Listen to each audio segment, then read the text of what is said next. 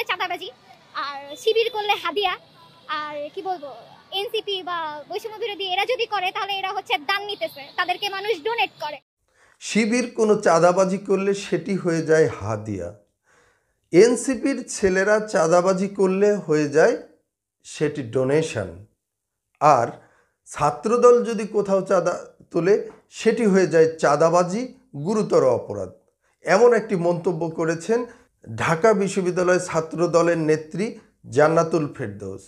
তিনি মিরর নিউজকে দেয়া এক সাক্ষাৎকারে এই কথাটি বলেন। তিনি আরও বলেন যে বৈষম্য বিরোধী ছাত্র আন্দোলন একটি অরাজনৈতিক প্ল্যাটফর্ম। এখানে ছাত্রদল, ছাত্র শিবির, সাধারণ ছাত্র ছিল, কিন্তু টাকা উৎপাদনের কারখানা হিসেবে এনসিপি ব্যবহার করছে। ছাত্রদলকে যে আমরা চাঁদাবাজ বলি সেটি নিয়ে তার ঘোর বিরোধিতা রয়েছে। চলুন আমরা এক নজরে দেখব ঢাকা বিশ্ববিদ্যালয়ের ছাত্রদলের এই নেত্রী আর কি বলেছেন। ঢাকা বিশ্ববিদ্যালয়ে পড়ি, কিন্তু ঢাকা বিশ্ববিদ্যালয়ে ছাত্রদল করতেছি। ওই রাঙামাটিতে একজন চাঁদাবাজি করছে, আমাদের গালি খাওয়া লাগতেছে। তো ব্যাপারটা হয়ে গেছে এরকম। আর অনেক বড় একটা সংগঠন, আপনারা দেখতেছেন চাঁদাবাজি আমরা করলে চাঁদাবাজি, আর শিবির করলে হাদিয়া, আর কি বলবো এনসিপি বা বৈষম্য বিরোধী এরা যদি করে তাহলে এরা হচ্ছে দান নিতেছে, তাদেরকে মানুষ ডোনেট করে। আর আমরা করলে চাঁদাবাজি হয়ে যায় সেটা। আর শিবির তো ডিরেক্ট বলে তাদেরকে নাকি হাতিয়া দেওয়া হয়। তাহলে এই বৈষম্যটা কেন? বৈষম্য বিরোধী এটা আসলে কিন্তু কোনো রাজনৈতিক দল ছিল না। এখানে কিন্তু ছাত্র দল বলেন, শিবির বলেন, সবাই ছিল। এটা কিন্তু কোনো কি বলবো মানি মেকিং মেশিন না, কিন্তু তারা এটাকে মানি মেকিং মেশিন হিসেবে ইউজ করতেছে। আর এটা কিন্তু কখনোই কাম্য না।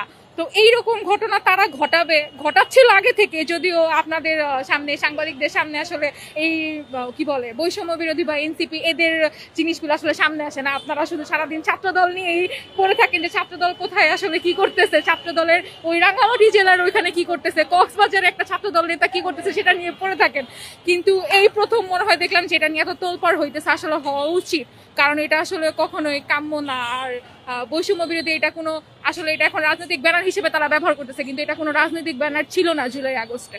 প্রতিদিন খবরের কাগজ খুললে অথবা টিভি চ্যানেল খুললে আমরা যেটা দেখতে পাই, বিএনপি এবং এর অঙ্গ সংগঠনের লোকজন চাঁদাবাজি করছে, কাউকে ঘর থেকে বের করছে, কাউকে মারছে।